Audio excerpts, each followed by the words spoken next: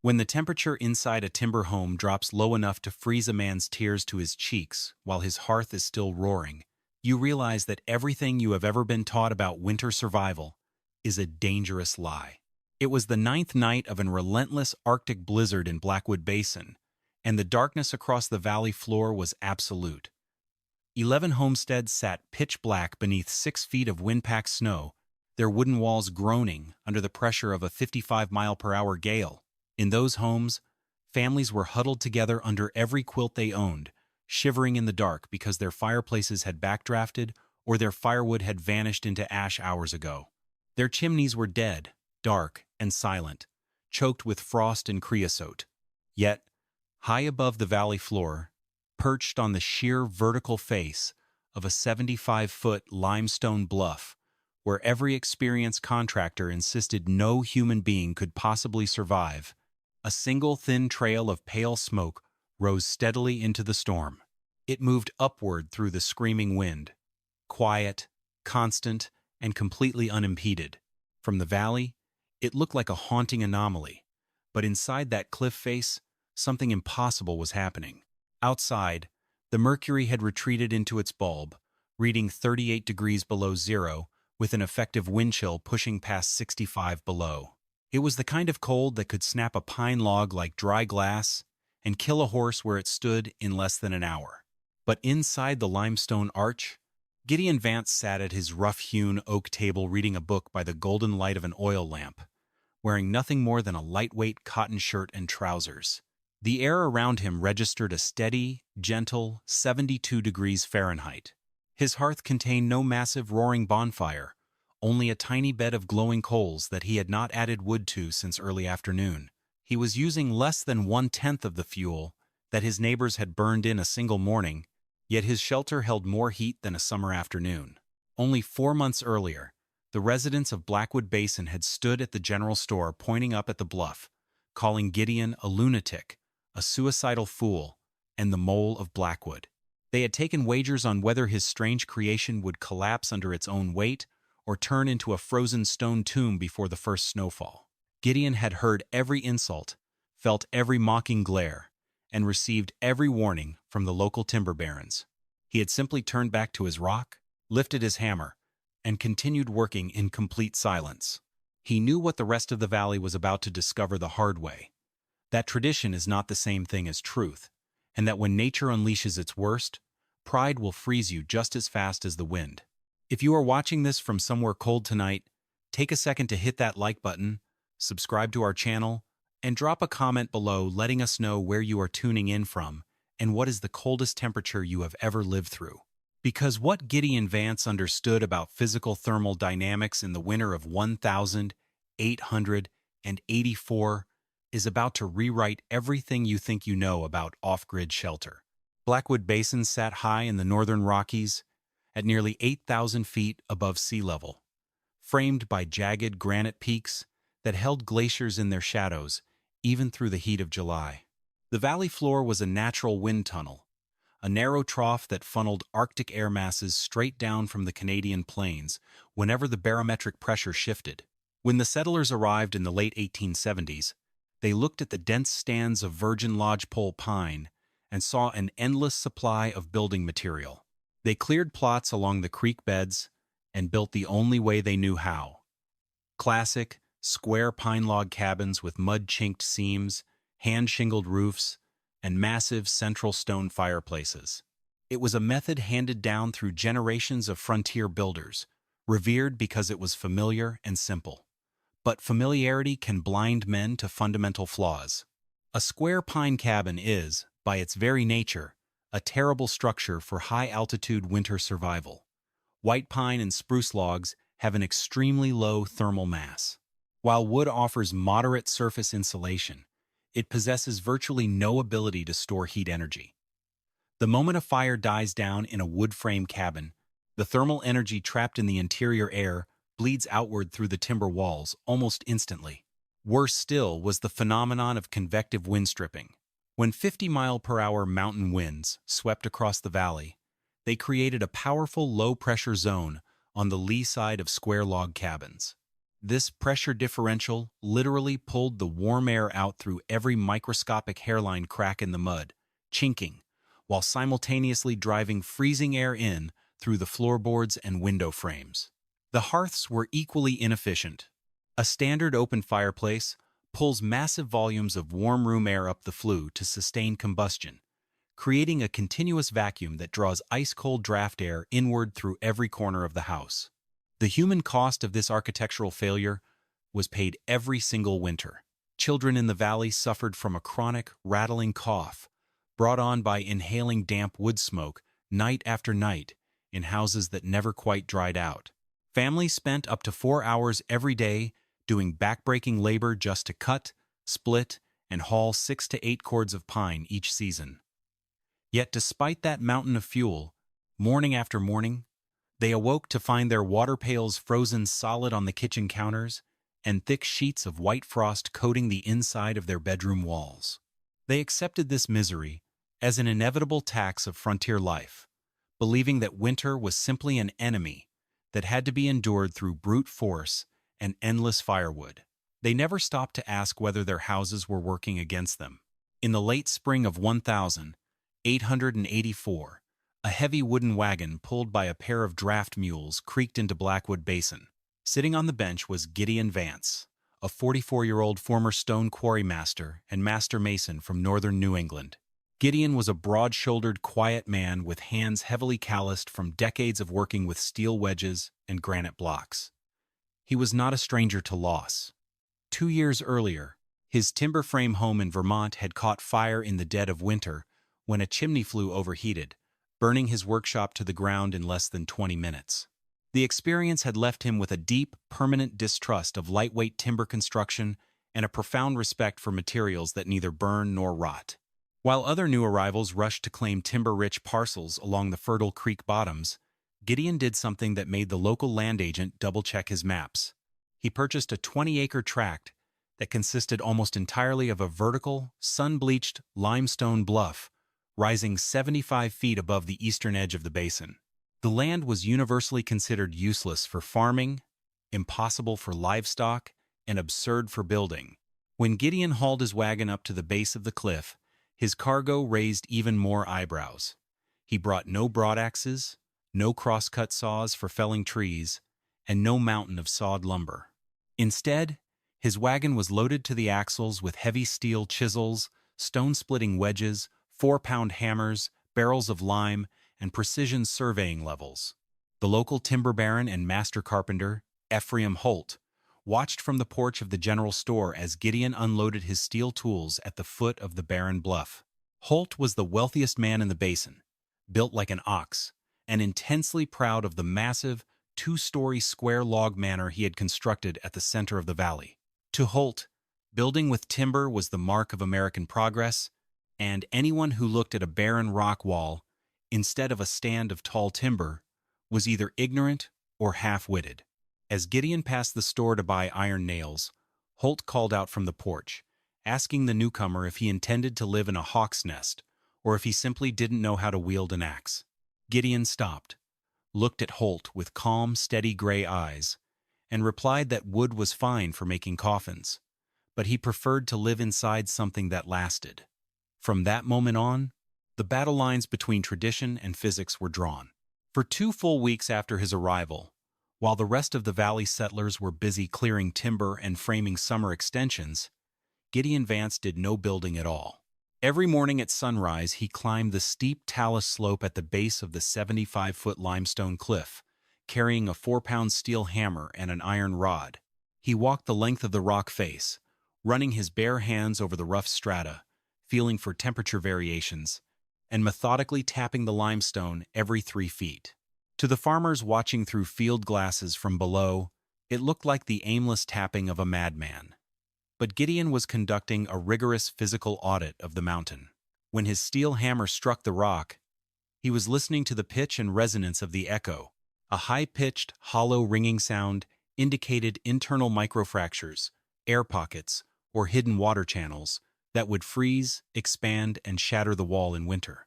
A dull, heavy, deadened thud signified a solid, continuous mass of non-porous limestone, a dense, unbroken thermal wall running deep into the core of the mountain. He was also measuring solar exposure. The bluff faced south-southwest, tilted at an angle that allowed it to catch the very first rays of morning light over the eastern ridge and absorb the full force of the sun until it dropped behind the western peaks nearly 7.5 hours later. While the valley floor sat choked in cold mountain shadows for most of the morning, this vertical wall of gray rock acted as a massive solar collector, absorbing radiant energy directly into its vast structural mass. On a warm afternoon in mid-June, Ephraim Holt rode his horse up the talus slope to where Gideon was marking out a rectangle on the stone face with red chalk. Holt sat in his saddle, looking at the chalk line and laughing softly. He told Gideon that he was wasting precious daylight on a rock pile, warning him that stone was a natural icebox that would suck every degree of heat out of a man's body until his blood turned to slush. Holt boasted that his own pine manor had double-chinked seams and 3 open fireplaces that could roar loud enough to drown out the wind. Gideon paused, set his hammer down on a ledge, and looked at the timber owner. He explained calmly that raw rock has no opinions. It simply holds whatever energy you give it. If you surround yourself with thin wood exposed to a 50-mile-per-hour gale, the wind will strip your heat faster than 3 fireplaces can make it. But if you embed your living space inside 100,000 pounds of solid stone protected from the wind, the mountain will hold your warmth for days after your fire has gone out. Holt scoffed, declared that Gideon would be dead or begging for a room in his manor before Christmas, and rode back down the mountain. Gideon picked up his hammer, aligned a 3/4-inch steel chisel with the chalk line, and struck the first deep blow into the rock face. The physical labor that followed over the next 12 weeks was monumental. Working entirely by hand from dawn until darkness, Gideon excavated a rectangular chamber 18 feet wide, 14 feet deep, and 9 feet high directly into the limestone bluff. He used no explosives, which would have fractured the surrounding stone and created air leaks. Instead, he used traditional plug and feather-splitting methods, driving steel wedges into drilled holes to shear off clean, massive blocks of rock. As the chamber deepened, the true thermodynamics of the build began to take shape. The rear and side walls of the living space consisted of over 110,000 pounds of unbroken, continuous limestone attached directly to the root of the mountain. Limestone possesses a specific heat capacity of 0.2 to 1 BTUs per pound per degree Fahrenheit.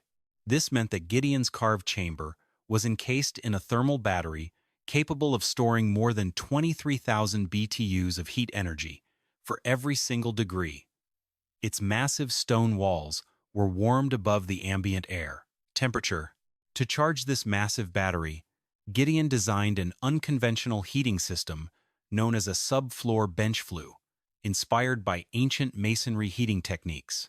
Rather than building a standard fireplace that vented straight up a vertical chimney, he built a heavy, fire-brick combustion box recessed deep into the rear stone wall.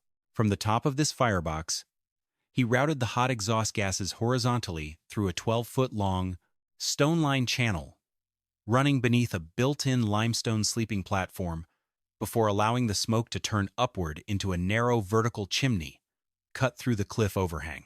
This horizontal path forced the superheated exhaust smoke to travel through 12 feet of solid stone before escaping. Instead of losing 80% of the fire's heat out the top of the chimney, the heavy limestone bench absorbed nearly 5,000 BTUs of waste heat from every single armload of wood, converting the sleeping platform into a gently radiating bed that stayed warm for nearly 24 hours. For his mortar, Gideon rejected standard mud or quicklime mixes. He created a hydraulic bond by mixing 1 part crushed hardwood ash from his clearing fires, 2 parts damp river clay, and 1 part sharp silica sand. The chemical reaction between the potash in the wood ash and the calcium in the clay created a flexible, waterproof mortar that would not crack under thermal expansion and contraction cycles. Finally, he installed a passive ventilation system. 2 4-inch intake air tubes cut low into the front base of the rock wall to draw cold, dense floor air directly into the base of the firebox, and a single high exhaust vent near the ceiling peak. This setup established a natural, continuous convection loop that refreshed the air inside the room twice every hour without creating a single cold draft across the floor.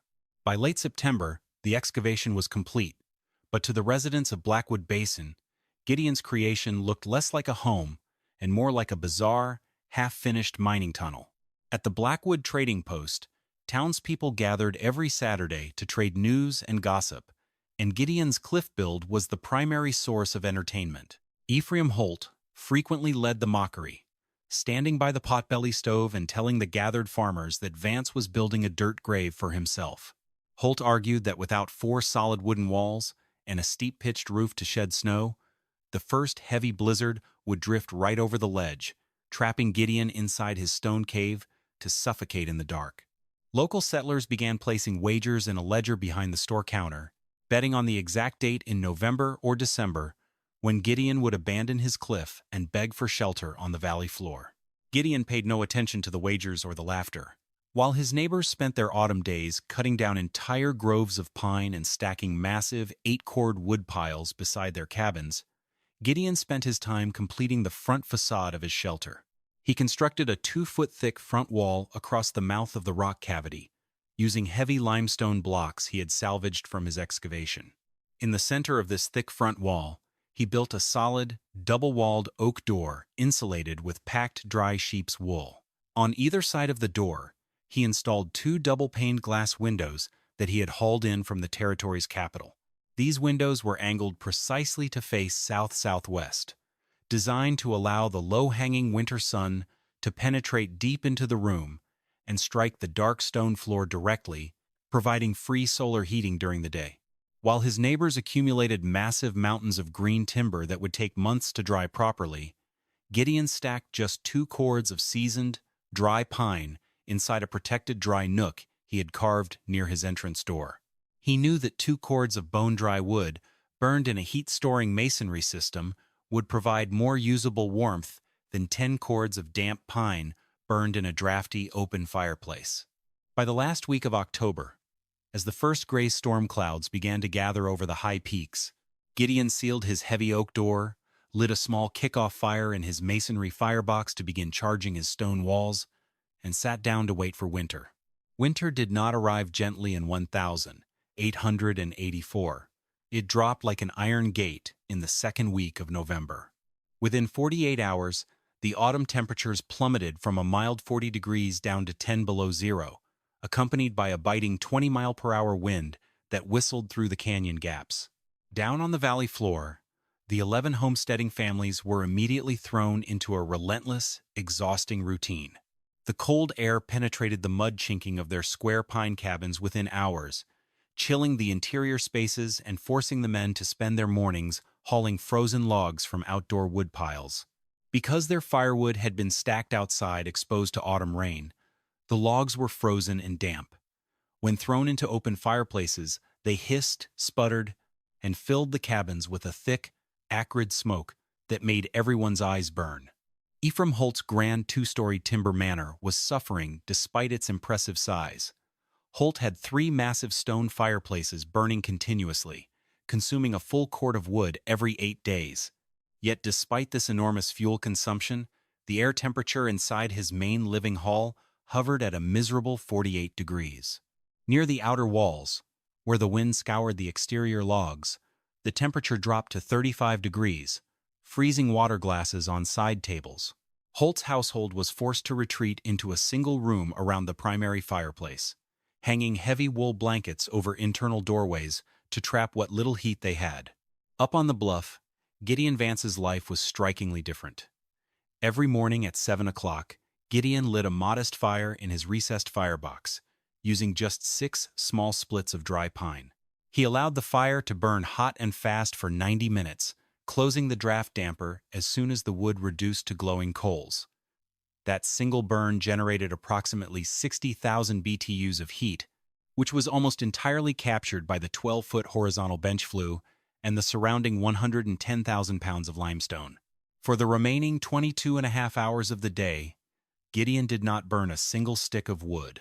The massive rock enclosure, fully charged by the fire and the daytime solar radiation through his south-facing windows, radiated a steady, continuous warmth. The air inside his room held at an unwavering 68 degrees from floor to ceiling. When Gideon walked down to the trading post in mid-November to pick up his mail, the contrast between him and his neighbors was undeniable. While the other men looked exhausted, with red-rimmed eyes, chapped skin, and clothes smelling heavily of wet pine smoke, Gideon appeared rested. His skin was clear, his clothes were dry, and his hands showed no signs of cold exposure. By late November, as the cold deepened to 15 below zero, the fundamental physical flaws of conventional timber construction were becoming dangerously obvious across Blackwood Basin. Most of the valley settlers were burning wood, containing roughly 30% moisture by weight. To understand why this was devastating, one must look at the latent heat of vaporization. Every pound of water trapped inside a damp log requires 1,097 BTUs of thermal energy just to convert that liquid water into steam before the wood fiber itself can combust. Consequently, when Holt and his neighbors threw a 50-pound damp log into their fireplaces, nearly 15,000 BTUs of potential heat energy were completely wasted simply evaporating water, sending clouds of steam and unburned creosote up the chimney. Furthermore, the square architecture of their cabins created severe structural convection problems. As superheated air rose from their open fireplaces, it naturally ascended to the high, flat ceilings, where it quickly lost its temperature to the cold roof shingling. As this air cooled, it became dense and heavy, cascading down the cold exterior walls and sweeping back across the floor toward the fireplace hearth. This created a continuous freezing floor draft known as the stack effect. In most valley homes, while the air near the ceiling might register 65 degrees, the floor air where children played and slept was hovering at a brutal 32 degrees. In Gideon's cliff chamber, these thermal problems simply did not exist. Because his interior space had rounded, curved stone corners carved directly into the mountain, there were no cold right angles to trap stagnant air or create rolling convective drafts. The heat radiating from his limestone walls was radiant heat infrared energy that warmed physical objects, floor slabs, and human bodies directly, rather than merely heating the air. His stone sleeping bench held a surface temperature of 75 degrees, providing warm, direct contact heating throughout the night. Gideon burned just 8 small logs every 24 hours, keeping his interior environment at a stable, comfortable 68 degrees, while using less wood in a week than Ephraim Holt's manor burned in a single afternoon. On the 12th of December 1884, the weather warnings that old-timers had whispered about for decades became reality. An Arctic bomb cyclone, a massive low-pressure air mass carrying sub-zero wind from the polar circle, crashed over the Rockies and slammed directly into Blackwood Basin. Within 3 hours, the temperature plummeted from 10 above zero to 38 below. The wind accelerated to a sustained 55 miles per hour, with localized gusts along the canyon walls reaching over 70 miles per hour. The effective wind chill dropped to a lethal 65 below zero. Snow did not fall from the sky in flakes. It was driven horizontally across the landscape like fine, pulverized glass, reducing visibility to less than 3 feet. Within 48 hours, 4 feet of snow had accumulated on the valley floor, with wind-driven drifts piling up to 12 feet against the north sides of buildings. The single trail connecting the basin to the outside world was buried completely, isolating the 11 valley homesteads from any hope of rescue or supply. Across the valley floor, horror unfolded in real time. At the Miller family cabin, the 55-mile-per-hour winds created such intense downward pressure over their vertical chimney that it caused a violent backdraft. Thick, suffocating clouds of black pine smoke were blown backward out of the fireplace, filling the cabin in minutes. Choking and blinded, the Miller family was forced to open their front door in 38 below zero weather to clear the smoke. The moment the door opened, the freezing gale rushed in, instantly dropping the cabin's interior temperature to 15 below zero and causing severe frostbite to their 6-year-old daughter's fingers before they could force the door shut again. At Ephraim Holt's Grand Timber Manor, the situation was descending into total chaos. The massive snowdrifts had completely buried Holt's primary outdoor woodpile beneath 7 feet of packed, ice-crusted snow. His hired hands spent 2 agonizing hours trying to shovel out the wood, but the howling wind filled the trench faster than they could dig, forcing them back inside with frozen ears and noses. Desperate to keep his family from freezing, Holt ordered his men to take axes to his custom-built oak dining table, his hardwood chairs, and the heavy cedar railings of his front porch. They chopped up the expensive furniture and fed it into 3 fireplaces. Yet, despite burning his fine furniture, the screaming wind scoured the exterior log walls so violently that the air temperature inside his living room dropped to 34 degrees at floor level. Water pails sitting on his kitchen counter froze solid 3 feet from the hearth. High on the limestone bluff, Gideon Vance watched the storm through his thick, double-paned south windows. The howling northwest wind hit the smooth, rounded face of the cliff and glided harmlessly over his recessed entrance. There were no log seams for the wind to scour, no exposed wooden roof shingles to rip away, and no flat exterior surfaces to create high-pressure cold drafts. The 110,000 pounds of solid sandstone surrounding his living chamber held their heat with absolute stability. Inside, the room registered a peaceful 70 degrees. Gideon lit his small fire for 90 minutes in the morning, enjoyed a hot meal cooked over his firebox, and spent his evening reading by the soft light of his oil lamp while the storm raged harmlessly outside. He went to bed on his stone bench, warmed to 76 degrees from the subfloor flue, and slept 8 uninterrupted hours without waking up once to tend the fire. By the 5th day of the blizzard, the crisis across Blackwood Basin had reached a critical, life-threatening stage. The storm showed no signs of easing. The wind continued to howl at 50 miles per hour, and the ambient temperature remained locked at 35 below zero. The valley's resource reserves were entirely exhausted. In 3 separate cabins, families had completely run out of split wood and were now burning fence posts, barn floorboards, and wooden tools. Livestock in uninsulated timber barns were dying. 4 milk cows and 2 draft horses had succumbed to the freezing drafts in their stalls, their breath freezing over their nostrils until they suffocated. At Ephraim Holt's manor, the breaking point arrived on the 7th night. Holt's 7-year-old son, Arthur, who had been shivering in the 30-degree damp air of the house for days, developed a raging fever, accompanied by a shallow, rattling cough, the early stages of severe pneumonia. Holt's supply of burnable furniture was completely gone. His crew had burned the dining set, the chairs, the interior doors, and even the wooden framing of the pantry. The air inside the Grand Manor had dropped to 22 degrees Fahrenheit.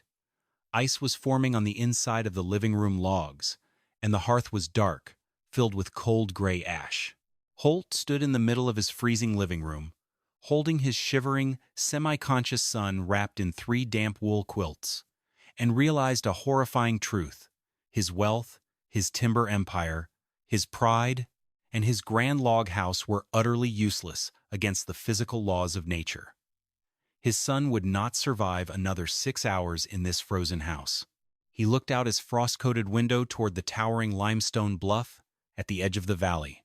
Through the driving snow, high up on the cliff face, he could see that tiny, steady trail of pale smoke rising into the storm, a silent, mocking beacon of warmth in a valley of death. Driven by pure paternal desperation, Ephraim Holt swallowed every ounce of pride he possessed. He wrapped his 6th son inside his own heavy buffalo hide coat, tied the boy firmly to his chest with a leather harness, and stepped out into the 38 below zero gale. The wind hit him like a physical blow, knocking him to his knees before he cleared his own porch steps. For 50 agonizing minutes, Holt fought his way across 300 yards of waist-deep, drifted snow toward the base of the bluff. The Arctic wind froze his eyelids, cracked his lips, and numbed his feet until he could no longer feel where his boots met the ice.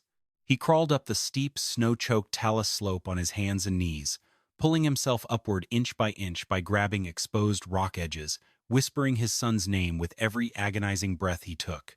He reached the heavy oak door on the cliff ledge, collapsed against the stone frame, and dragged his frozen knuckles across the timber door in a final, frantic plea for help. Inside the cliff chamber, the silence was profound. The 6-foot-thick stone walls muted the roaring gale outside to a low, soothing hum. Gideon Vance was sitting near his firebox in a light flannel shirt, finishing a bowl of warm barley soup, when he heard a faint, irregular thud against his oak entrance door. He set his bowl down, stepped to the door, unlatched the double iron deadbolts, and pulled the door inward. The freezing storm roared through the opening, bringing with it a cloud of spindrift, and with it collapsed the heavy, ice-crusted frame of Ephraim Holt. Holt fell forward onto the dark sandstone floor, clutching his bundle, his beard a solid block of ice, his face pale white from advanced frostbite, and his lungs gasping for air. Gideon instantly shut and deadbolted the heavy door, sealing out the gale. As the door clicked home, the storm vanished once again into a distant hum. For Ephraim Holt, the sensation of entering the chamber was an overwhelming physical shock. He had stepped directly out of a lethal, 65 below windchill into a gentle, spring-like wall of deep, dry warmth. There was no smoke in the air, no biting draft sweeping across the floor, and no damp, freezing chill clinging to the corners. The air felt clean, warm, and remarkably soft. Gideon did not waste a second on words or recriminations. He knelt beside the collapsed timber baron, carefully unbuckled the leather harness, and lifted 7-year-old Arthur out of the ice-encrusted coat. The boy was unresponsive, his lips blue, his skin cold as marble, his breathing shallow and ragged. Gideon carried the child directly to his sleeping platform, laid him down on the bare limestone surface, and pulled a clean cotton sheet over him. Holt scrambled across the floor on his hands and knees, terror in his eyes, reaching out to stop Gideon, thinking he was placing his dying son on a cold stone slab. But as Holt's bare, frostbitten hands touched the surface of the limestone bench, he froze in sheer astonishment. The stone bench was not cold. It was warm, a deep, soothing, radiant 76 degrees Fahrenheit, heated from within by the horizontal flue channel running through its core. The boy's shivering body began to absorb the deep heat immediately. Within 10 minutes, as Gideon administered spoons of warm brothed water, the blue tint left Arthur's lips, his breathing deepened, and he settled into a quiet, natural sleep on the warm rock platform. While the young boy slept peacefully on the radiating stone bench, Gideon tended to Ephraim Holt. He wrapped Holt's frozen feet in warm, dry cloths and handed him a mug of hot tea. Holt sat on the floor, leaning his back against the limestone wall. The stone wall behind him was radiating a steady, comfortable 76 degrees of surface warmth, slowly thawing his frozen joints without the intense pain of direct fire exposure. Holt looked around the chamber in utter, silent shock. He looked at the smooth, curved stone ceiling, the dry, dust-free sandstone floor, the double-paned windows holding back the screaming storm, and the tiny, recessed firebox that held only a handful of quiet, glowing embers. Slowly, with trembling, chapped fingers, Holt pulled a brass-cased pocket thermometer from his coat, an instrument he had carried for years to monitor lumber-drying sheds. He held it out into the center of the room. The mercury column rose steadily, stopping precisely at 72 degrees Fahrenheit. He looked down at his own notebook, where he had recorded his manor's internal temperatures over the past week. Outdoor wind chill, minus 65 degrees Fahrenheit. Holt Manor living room temp, 22 degrees Fahrenheit, with 3 massive fireplaces burning full blast. Gideon's cliff chamber temp, 72 degrees Fahrenheit, with a tiny firebox that had been unlit for 14 hours.